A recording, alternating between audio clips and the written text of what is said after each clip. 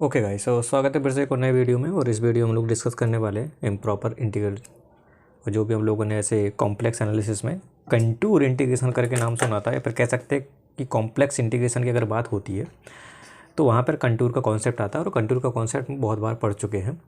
साथ ही साथ ऐसे इंटीग्रेशन को पढ़ने से पहले हमको रेसिड्यू थ्योरम पता होनी चाहिए, रेसिड्यू कैसे निकालते हैं ये पता होना चाहिए, कंटूर क्या होता है ये सारी चीज़ें हमको पता होनी चाहिए।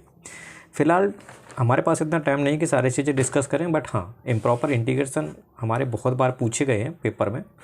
एग्जाम में आते हैं 100% आते हैं, 10 to 20 या फिर मतलब ऐसे समथिंग 15 या 10 नंबर का क्वेश्चन आता ही आता है। तो इस वीडियो हम लोग एक पर्टिकुलर टाइप की बात कर लेंगे, और उस टाइप के एक क्वेश्चन भी कर लेंगे जो कि प्रीवियस ईयर में पूछा भी गया था। 10 मार्क्स और 12 मार्क्स का क्वेश्चन था ऐसा। तो बिना वक्त गवाए हुए हम लोग बात करते थे टाइप की, और टाइप समझने के बाद देन इसके बाद स्टेप्स भी समझ लेंगे, और स्टेप समझने के बाद उसका कैसे अप्लाई करते हैं वो मेथड भी हम लोग देख लेंगे इस वीडियो के अंदर। तो आपसे उम्मीद है और आपसे रिक्वेस्ट है कि आप ये कंप्लीट वीडियो देखिएगा। क्वेश्चन इस टाइप के बहुत बार पूछे गए हैं, आने के चांसेस बहुत ज़्यादा है।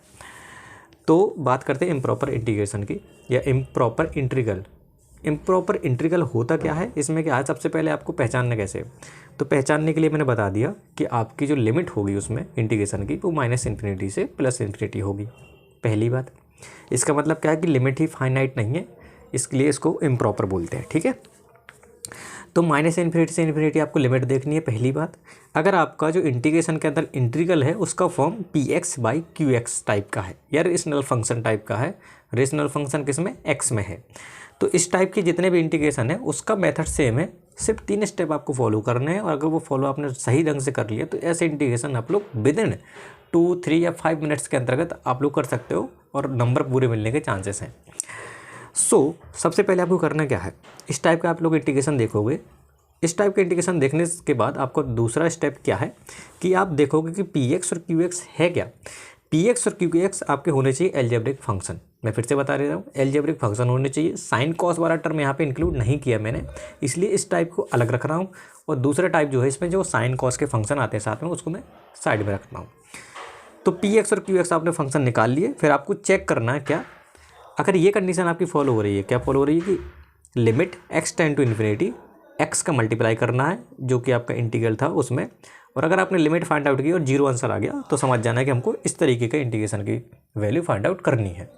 इतना काम करने के बाद जो आपका स्टेप नंबर 1 होगा, स्टेप नंबर 1 क्या होगा देख लीजिएगा।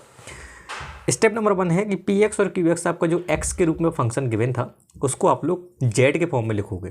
कैसे देख लेते हैं।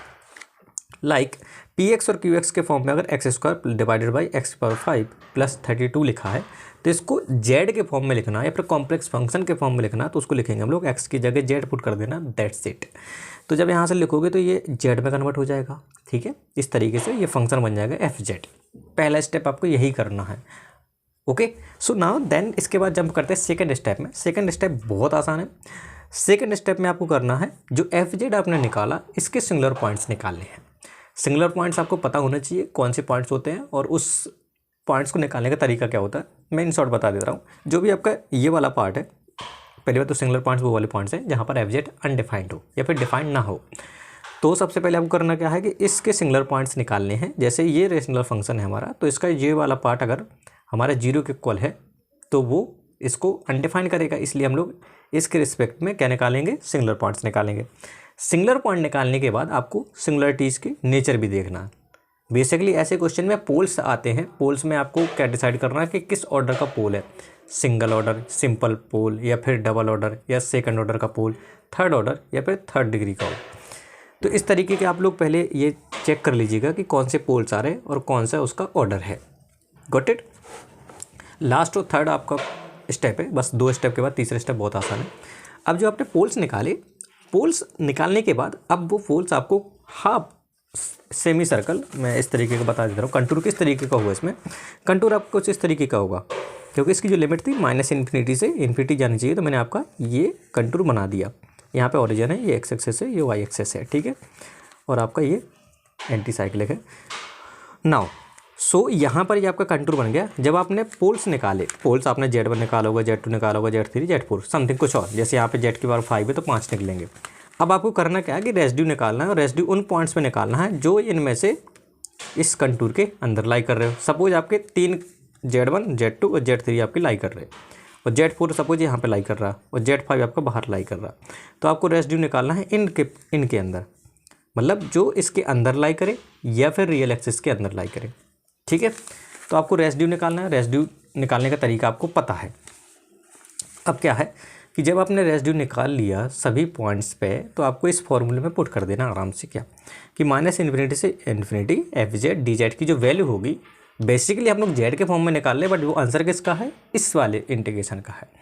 तो इसकी वैल्यू क्या होती है देख लीजिएगा कि 2 pi iota summation of residue at all singular points those lie in upper half of the complex plane. कहने का मतलब क्या है कि 2 पाई आयोटा का जो फैक्टर है वो मल्टीप्लाइड होगा सारे जो आपने रेसिड्यू निकाले हैं ना, जो इस कंटूर के अंदर लाई कर रहे थे, इन सब के आप लोग क्या करोगे, रेसिड्यू निकालोगे। सपोज मेरे पास R1 R2 R3 ये रेसिड्यू थे Z1 Z2 Z3 पे, जो कि इसकी अंदर लाई कर रहे थे। इनका आपको समेशन कर देना है। समेशन करने के बाद जो भी आंसर आएगा उसमें 2 पाई आयोटा का मल्टीप्लाई कर देना, पहली बात।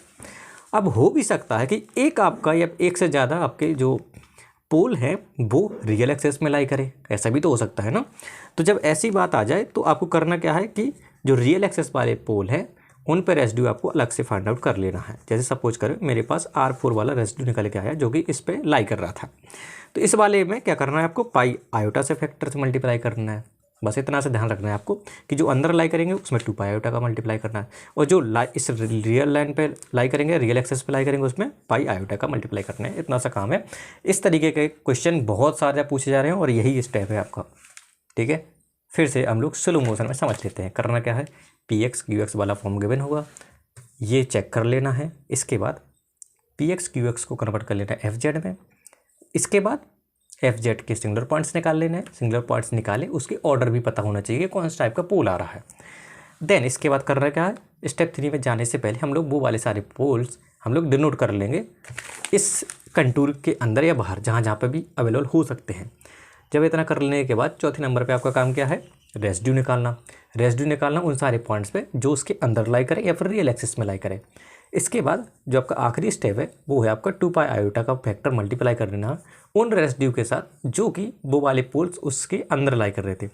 उनका सबको ऐड कर देना, रेसिड्यू को ऐड करने के बाद 2 पाई आयोटा से मल्टीप्लाई कर देना, और जो पोल्स आपके रियल एक्सिस पे लाई कर रहे थे उन सारे पोल्स पर जो आपने रेसिड्यू निकाला उन सबको ऐड करने के बाद पाई आयोटा से मल्टीप्लाई कर देना, और जो आंसर आएगा वही आपका S टाइप के इंटीग्रेशन का आंसर होगा। तो आई थिंक स्टेप तो समझ में आ गए ना सारे। अब इस पे रिलेटेड जो प्रीवियस ईयर में क्वेश्चन पूछा गया है ना, उस पर बात कर लेते हैं नेक्स्ट पार्ट में। आई थिंक वीडियो थोड़ा लॉन्ग हो रहा है, तो नेक्स्ट पार्ट में हम लोग वो वाले क्वेश्चन अटेम्प्ट कर लेंगे। एक क्वेश्चन जो कि 10 नंबर का पूछा गया था। तो आई होप आपको ये स्टेप सारे समझ में आ गए होंगे। तो वही अप्लाई करना है सेकेंड क्वेश्चन में। तो सेकेंड वीडियो में मिलते हैं हम लोग।